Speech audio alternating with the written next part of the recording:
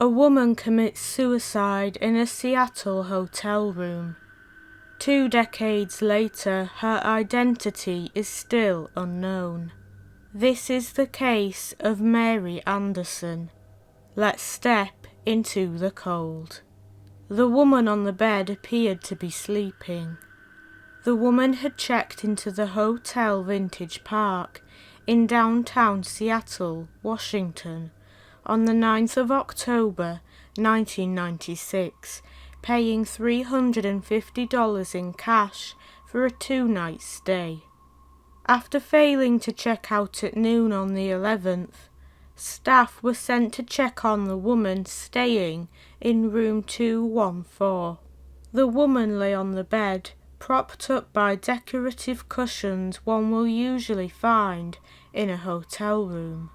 Black appeared to be her colour of choice when she last dressed, as indicated by her top and leggings. Her short auburn hair had been combed, her nails had been painted cream white, and she wore Estee Lauder makeup. On her chest lay a Bible, open at Psalm 23, a psalm usually associated with funerals and death. Her hands lay at her side and her feet were bare. But the woman on the bed wasn't sleeping. She was dead. Her name was Mary Anderson, or so she led everyone to believe. This was the name the woman in room 214 gave when she signed the hotel register, although hesitation marks present in her handwriting suggested this wasn't her real name. Mary had walked into the hotel alone, with 2 bags that had no tags and an olive green woven leather purse. There didn't seem to be anything remarkable about her, and the desk clerk noted she had no accent. The New York address Mary gave the hotel didn't exist, and the phone contact she left was a wrong number. It was almost like she didn't exist. Perhaps Mary wanted it that way. She didn't bring any keys, credit cards, or ID with her. After gaining access to room 214, Mary hung a Do Not Disturb sign on the door. She didn't make any phone calls, and she didn't order room service. $36.78 were found in her purse.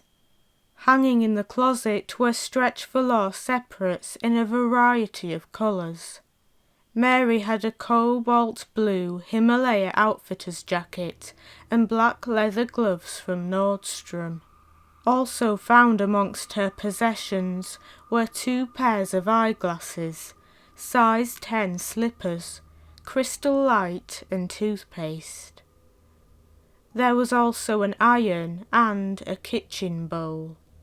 Mary took her life by mixing cyanide into a glass of Metamucil and drinking it.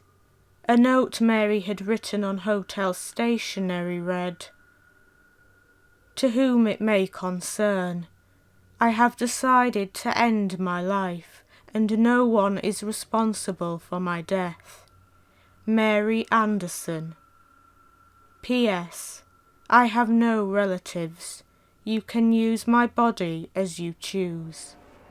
Mary stood 5 foot 7 inches tall, weighed 240 pounds, had brown eyes, and was between 33 and 45 years old. At first, the medical examiner's office was confident that this case would be closed quickly. But everything began to unravel when it turned out that Mary wasn't who she said she was. Even though her note said she had no family, having relatives hasn't been ruled out. Investigators began to hope that something about Mary medically or her possessions would reveal clues as to her identity. Mary's clothing and makeup were found in department stores across the country and in Canada. The cyanide couldn't be traced, and the Metamucil could have gone anywhere after initially being shipped to Phoenix. Mary's autopsy revealed that she had been in good health and that she had never had children. Scars beneath both breasts suggested some form of surgery, but checks didn't lead anywhere. Dental records didn't help, and neither did a copper IUD implanted in her uterus. Part of the IUD's number had worn away, and therefore couldn't be traced. Although her appearance was vaguely Eastern European, her command of the written English language suggested she was a native speaker. Mary's fingerprints were run through the FBI's integrated automated fingerprint identification system to no avail. Missing persons records were checked in the US and Canada. Both Interpol and the Royal Canadian Mounted Police were contacted. Mary's hands were examined to see if they suggested an occupation. Investigators theorized that because Mary hid her identity, she may have been a spy, or that she might have worked for a mining company or a chemistry lab, giving her access to cyanide. But 8 months after Mary died, her identity still hadn't been uncovered. As the ways of identifying her grew smaller and smaller, Jerry Webster, once a chief investigator for the King County Medical Examiner's Office, began to wonder if a clue to Mary's identity had been overlooked. A copy of the Seattle Weekly was found on the hotel room desk, with 3 maple leaves placed on top. Jerry believes that Mary was willing to help investigators discover her real identity. He said, "I'm convinced she left us clues to who she was, and we missed them." After spending 8 months at the morgue, Mary's body was buried in an unmarked grave in Crown Hill Cemetery, located in the Ballard area of Seattle. Her grave number is 197A. The county spent $479 on Mary's burial, and there was no service.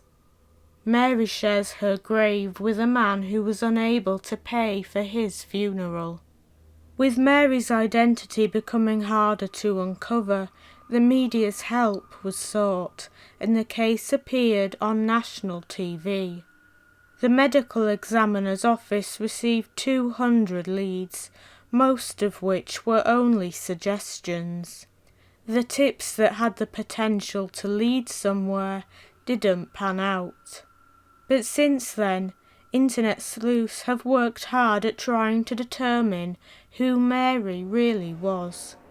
Elizabeth Mary Allen, a woman who went missing from Oak Harbor, Washington, on the 23rd of February 1993, has been presented as a potential match.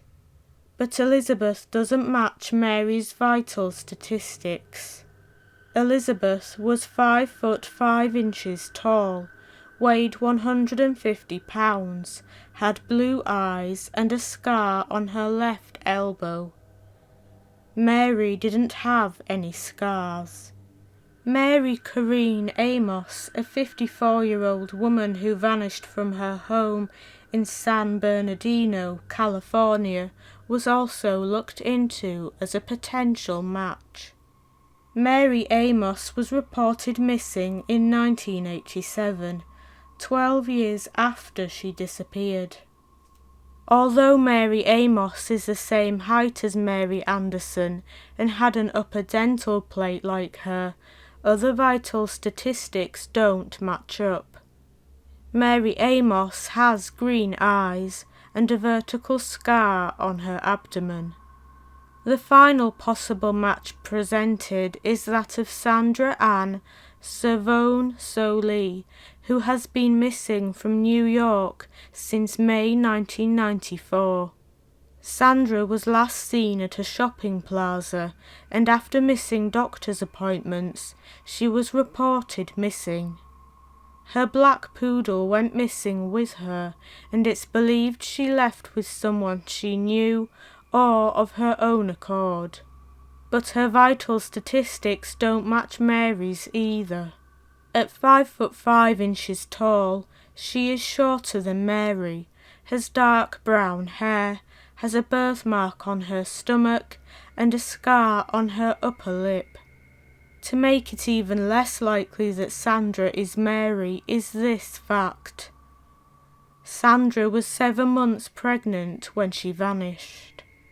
The Hotel Vintage Park has never spoken about the unidentified woman who took her life in room 214.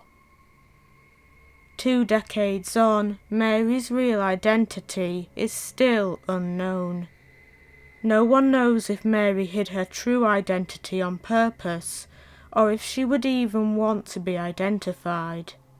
But to Steen Halling, a professor of abnormal psychology at Seattle University, Mary Anderson was methodical in how she planned her death.